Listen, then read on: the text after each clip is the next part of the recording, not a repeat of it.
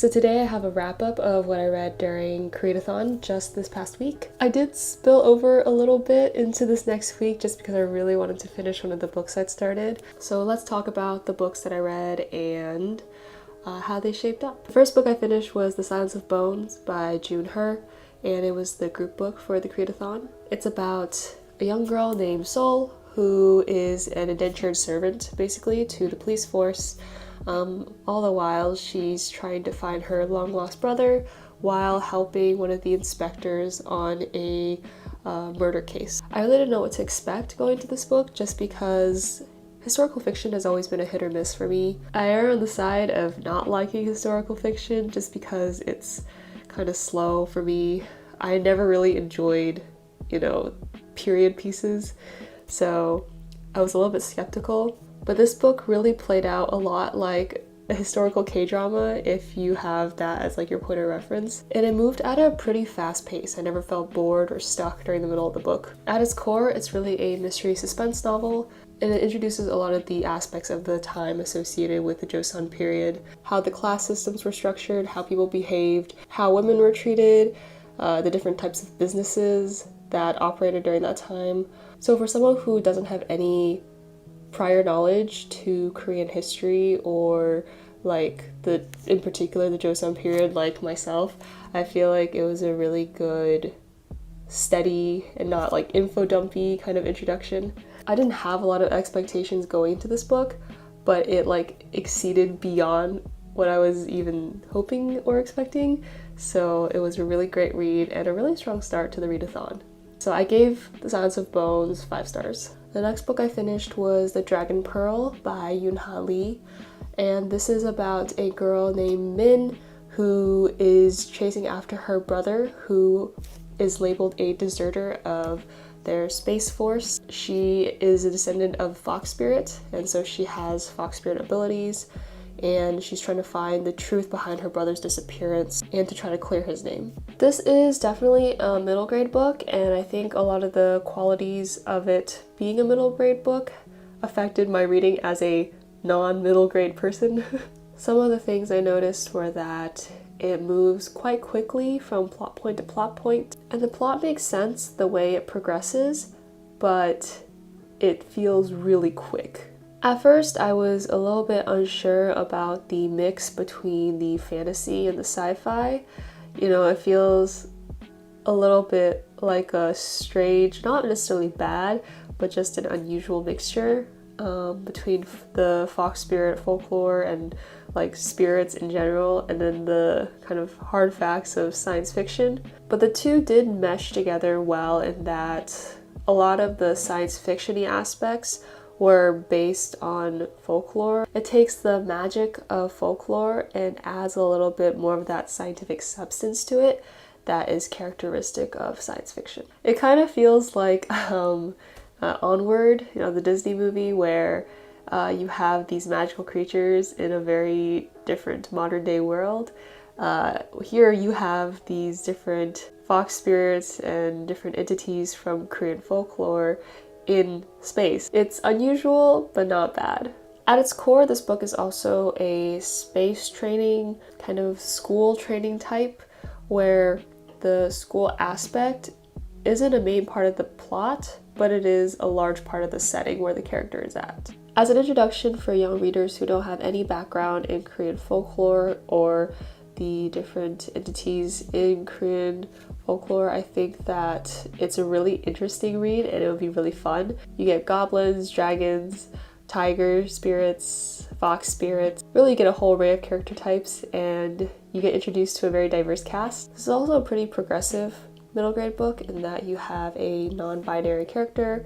So I gave Dragon Pearl a 3 out of 5 stars, but as a younger reader, I probably would have given it more of a 4 or 5 stars. Again, I'm not the demographic, so my opinion is a little bit arbitrary, but I think it was great for a middle grade, and it was a great introduction to Korean folklore for any new or younger readers who might not have had that introduction. The final book I read was Pachinko by Min Lee, and this is the book that took me kind of the longest to finish. Subsequently, it's also my longest book on the list. This is a generational family drama that follows one family for about 5 generations. This is set during the time of Japanese colonization in Korea, all the way until about the 1990s. So remember when I said that I didn't like historical fiction, and yet 2 out of 3 books I finished this week were historical fiction?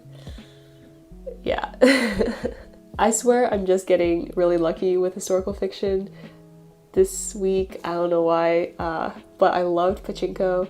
To me, it seems very fast-paced because you have so many different characters and so many different plot lines and stories to follow that you never get bored with just one side of the story or one set of characters. I think it tackles a lot of topics like religion, family, social class disparity, racism, faith in a really tactful and thought-provoking way. A lot of characters in the book represent different ideals that were very common in history during the 50, 60 years that this book spans. Because you follow such a wide array of characters from birth all the way until death, you get to see their lives play out in a very quiet but moving way because it's so real and representative of a lot of what families went through at that time. So while this book follows many generations, it's really centered around Sunja's family. So it talks about her parents and her parents' parents,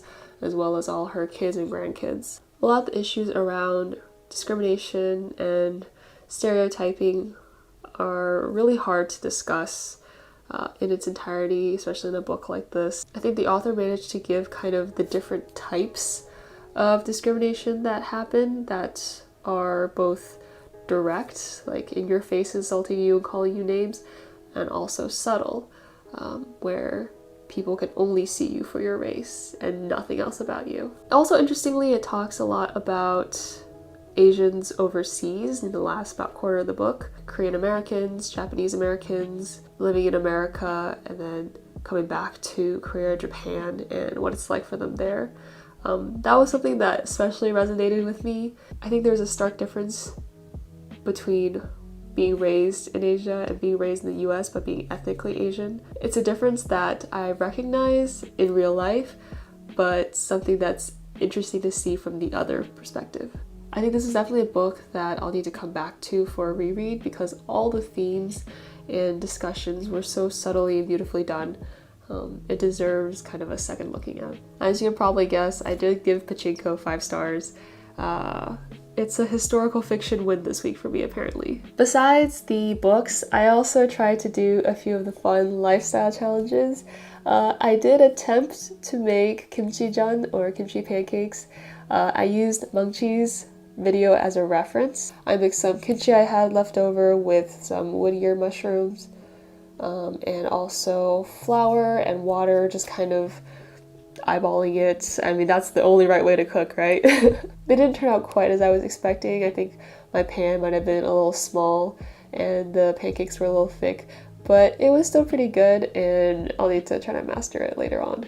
Also, I got into a bit of a K-drama kick starting 2 weekends ago. And I know I was only really going to talk about one K-drama, but I feel like I just want to go through all the list of really good K-dramas that I watched and share them with you all. The first K-drama I watched was Romance is a Bonus Book, and this is about a woman who's in her late 30s trying to find another job, but not being able to because she's had a really long career gap. So she finds a job at the publishing company of one of her really good friends in a very low temp position. It's about her relationship with her really good guy friend developing into something more. This drama has one of my favorite actors of all time, Lee Jong-suk. I've probably watched every single one of his dramas that have come out in the past few years. I like this drama because it wasn't as dramatic as a lot of other K-dramas can be. There weren't a lot of weird plot stunts just to try to amp up the emotional conflicts of the characters. I feel like it tried as best as it could to realistically portray a relationship that goes from friends to lovers. The next K-drama I finished was Because This Is My First Life. It's about a TV show writer who is trying to find a place to stay and she enters into a contractual marriage with her landlord because it's really convenient for both of them. I know, it sounds cliche, contractual marriages, what the heck. The main actress, Chung So-min, is just so good at acting these very kind of not innocent, but very naive characters who always have the best intentions, and they kind of believe in love and in the very like pure nature of love, and they just get like things just thrown at them and they have to battle through it, but they're very strong. She has a great role in this drama. The dynamics between the two main characters are really interesting. The guy is very logical to the point of it being almost unrealistic, and you just wonder how someone like that would end up being very affectionate. That was something that was really interesting to see develop. Then I finished a movie called Forgotten. It's about a man who witnesses his brother getting kidnapped, and his brother returns 19 days after, but he seems like a different person. This movie was scary. It was suspenseful. Don't watch this at night. It's not horror, but it's just unsettling. Didn't make me feel very good afterwards. So it was a good movie. It was very dramatic. It just really broke my heart. And then finally I started It's Okay Not to Be Okay with my ultimate bae, Kim Soo-hyun. This is his return to the small screen after his military enlistment. And let me tell you, this drama is totally irrational and completely just, you know, your usual K-drama fare. His chemistry with Seo Ye-ji is just through the roof. I didn't even tell you what this is about. Kim Soo-hyun plays a nurse who is basically taking care of his brother who has autism for most of his child and adult life. It's been hinted that he has a kind of tragic backstory. All the characters have a tragic backstory. He's someone who works really hard and purposefully doesn't try to think for himself because I think he's very sad inside. Then we have Seo Ye-ji, who plays a children's book author who has antisocial personality disorder. She often gets into hot waters because she's very impulsive and very prickly and completely unlikable. But she and Kim Soo-hyun have like a history, and it basically plays out to where they meet. She goes very fascinated with him, and then they go from there. This drama is still being updated, so y'all can still catch up. There's 8 episodes right now as I'm filming this, but it's so good. It's so fun. Please continue to watch it. So yeah, that's what I did during the Koreadathon. I probably watched more K-dramas than I did read, which is probably why I didn't get to The Vegetarian and The Interpreter. I will get to those 2 books at some point because I was really interested in them. But yes, that's my wrap up for this readathon. So if you enjoyed what you saw, please hit a like, and if you want to see more, click subscribe, and I'll see y'all next time.